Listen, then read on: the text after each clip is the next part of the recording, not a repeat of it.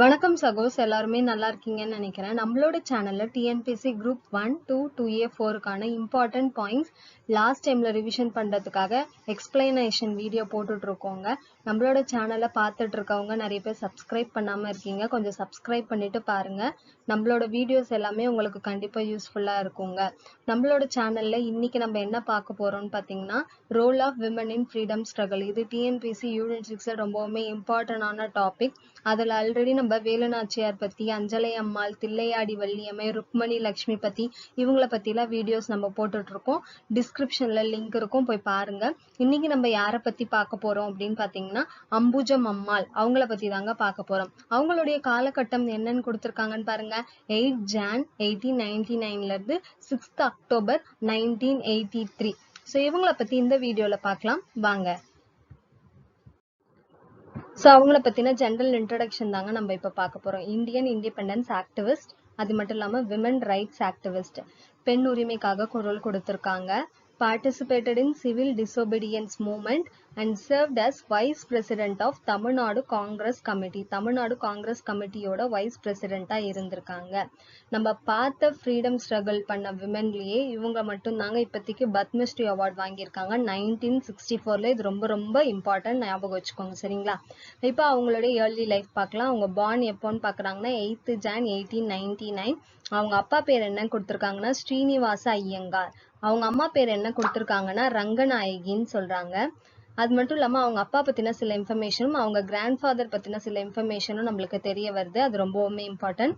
Her father foremost leader of INC, Indian National Congress உடைய ஒரு foremost leader தாங்க அவரு. அது மட்டும் இல்லாம served as the president of Swaraj party, Swaraj பார்ட்டியோட பிரசிடென்டாவும் அவர் பதவியில இருந்திருக்கார். அவங்களுடைய கிராண்ட்ஃபாதர் யாருன்னா வி பாஷ்யம் ஐயங்கார். அவர் யாரு அப்படின்னு கேட்டீங்கன்னா, first native Indian to be appointed as a advocate general of Madras presidency. Madras பிரசிடென்சில இண்டிபெண்டன்ஸ்க்கு முன்னாடி வரைக்குமே ஒரு அட்வொகேட் ஜெனரலா பிரிட்டிஷர்ஸ் தான் நிறைய பேர் இருப்பாங்க. ஆனா முதல்ல ஒரு இந்தியனா யார் பதவி வகிச்சது அப்படின்னு கேட்டீங்கன்னா இவங்களுடைய கிராண்ட்ஃபாதரான we Bhashyam Iyengar.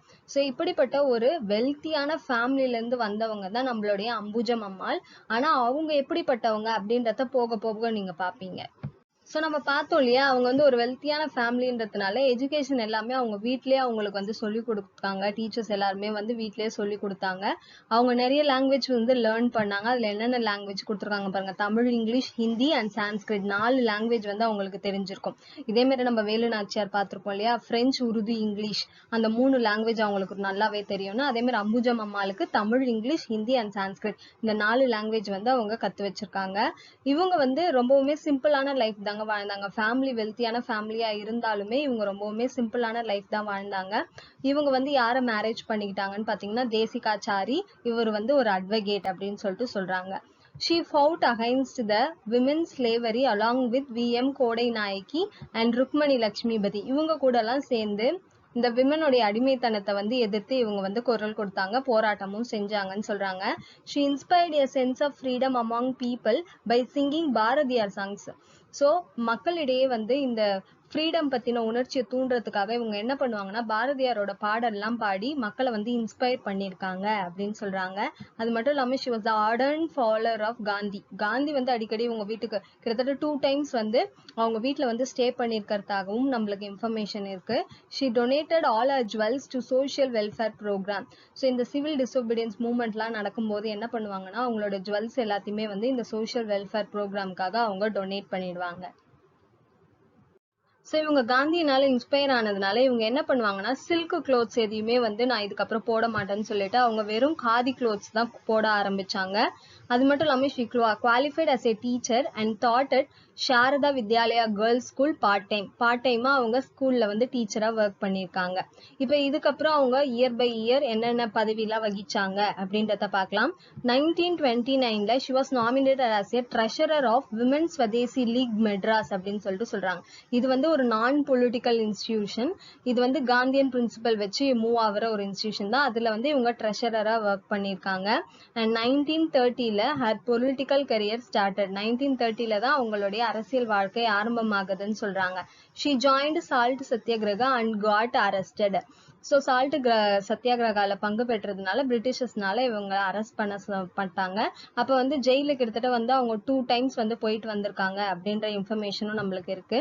1932ல she was hailed as the third dictator of the Congress and led the Satyagrahis to boycott foreign clothes. Foreign clothes boycott பண்றதுக்கு சத்தியாகிரகிஸை மோட்டிவேட் பண்ணது 1932. சரிங்களா? 1934ல இருந்து 38க்குள்ள இவங்க part of managing committee of Hindi Prachar Sabha. இவங்களுக்கு ஹிந்தி நல்லா தெரியும் இல்லையா? ஸோ இந்தி பிரச்சார் சபா கமிட்டியில இவங்களும் ஒரு மெம்பரா இருந்தாங்க இந்தியை டெவலப் பண்றதுக்காக. நெக்ஸ்ட் பாருங்க, 1934ல attended all India Congress session in Bombay. இது இந்திக்காக நடக்கும். அந்த ஆல் இந்தியா காங்கிரஸ் செஷன் பாம்பேல இவங்க போய் கலந்துக்குவாங்க. அண்ட் நவம்பர் 1934 to ஜனவரி 1935 இவங்க வந்து காந்தி கூட வார்தா ஆசிரமம்ல தங்கியிருப்பாங்க. காந்தியை பார்த்து இன்ஸ்பயர் ஆயிருப்பாங்க. அங்க நிறைய விஷயங்கள் வந்து அவங்க கத்துக்குவாங்க.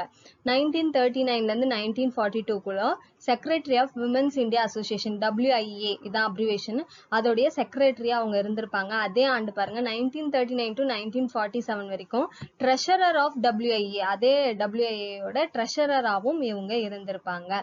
அந்த WIA அசோசியேஷன்ல இருந்து இவங்க என்ன மாதிரியான ஒர்க் எல்லாம் பண்ணாங்கன்னா, she worked to abolish child marriage, polygamy and devadasi system, rights of women and property rights. Child மேரேஜை அபாலிஷ் பண்ணணும்னு நினைச்சாங்க. பாலிகாமினா நிறைய திருமணங்கள் செய்யறது, அந்த மாதிரி செய்யக்கூடாது.